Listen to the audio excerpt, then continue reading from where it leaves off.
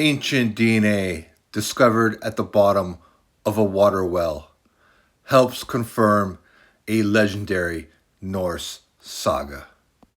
It's a fascinating story, a journey of survival.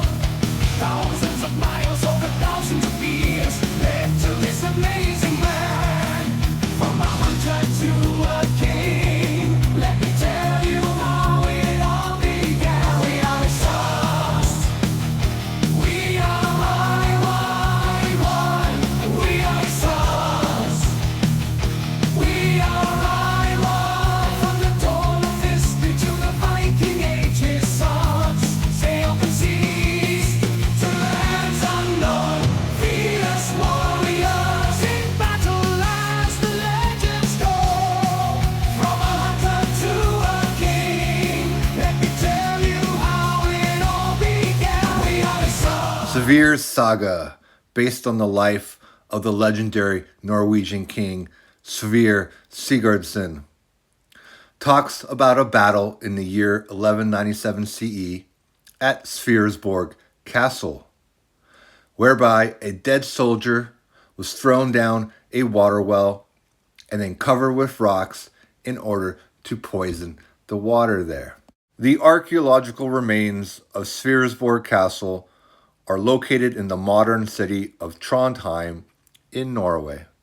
Back in 2014, the ancient remains of this fallen soldier were unearthed, and they are analyzed in the forthcoming study, Corroborating Written History with Ancient DNA, the case of the Wellman described in an Old Norse saga. Now, this study has not been released yet. However, its data has been released to the European Nucleotide Archive.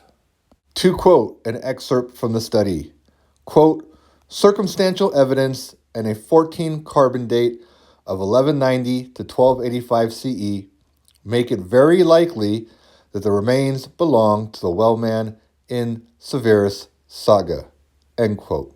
Since the data is publicly accessible, I was able to analyze the Y chromosome band file myself, and I was able to confirm that he is positive for IDF29's major child branch, IY2592. Furthermore, he's positive downstream all the way to the I-A8581 subclade, which dates approximately to 1,537 years before present, according to Y-full age estimates, so several centuries before he actually lived. What's really interesting about this subclade is that all the modern testers that claimed an earliest known patrilineal country of origin claim Sweden and not Norway.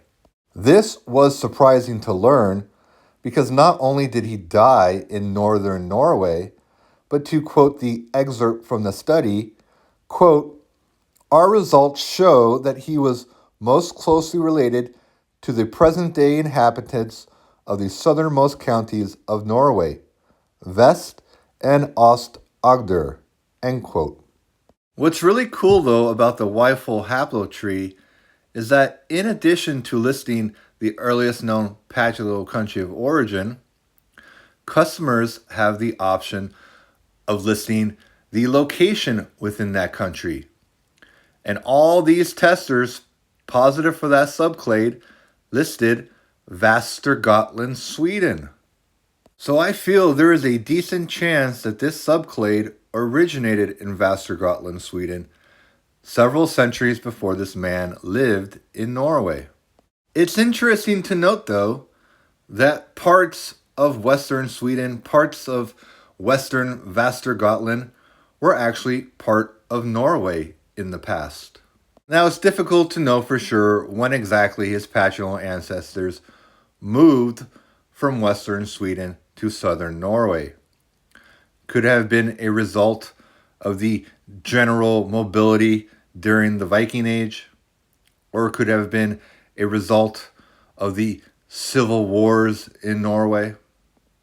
Might he have living descendants alive today somewhere in Scandinavia? Well, we'll have to wait and see as more people test and enter the database. Thanks for watching.